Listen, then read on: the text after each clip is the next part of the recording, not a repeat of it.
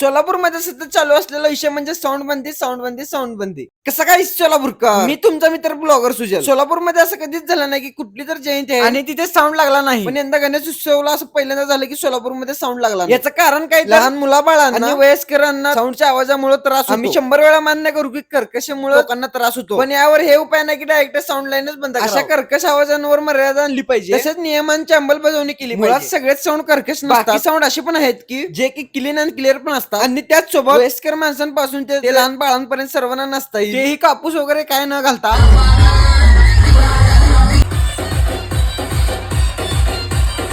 महत्वाचं म्हणजे साऊंड व्यावसायिक हा कष्टाने, प्रामाणिकपणे आणि दिवसाचा रात्र आणि रात्रीचा दिवस करून काम करत असतो. कारण की समोरच्याने ठेवलेला आपल्यावर विश्वास आणि त्यांचा कार्यक्रम कधी फेल जाता कामा नये यासाठी. महत्वाचं म्हणजे मी एक साऊंड वर काम करणार आहे आणि आपला साऊंड लाईन बंद होतोय हे ऐकूनच मला इतकं टेन्शन आले. मग विचार करण्याची गोष्ट आहे, ज्यांनी ज्यांनी दिवस रात्र कष्ट करून 20-25 लाखाचे साऊंड घेतले, त्यांचं काय होईल? अशाने तर त्यांचे घर उघड्यावर येतील. तो प्रश्न एका व्यक्तीचा नसून तो प्रत्येकाचा आहे जो साऊंड वर काम करणारे, तसेच जनरेटर वाले, लाईट वाले, तसंच साऊंड कॅबिनेट वाले जण नाही तर अजून भरपूर जण साऊंड लाईन वर जगतात. पोलीस प्रशासनाने योच विनंती आहे की काही तुम्ही अटी व नियम लावा, पण का नाही साऊंड लाईन व्यवस्थित सुरळीत चालू द्या. तरी तुम्हाला जेवढं शेअर करता येईल तेवढं व्हिडिओला शेअर करा आणि कमेंट मध्ये सांगा तुम्हाला नक्की काय वाटतंय. मी पण एक तुमच्यातलाच साऊंड लवर.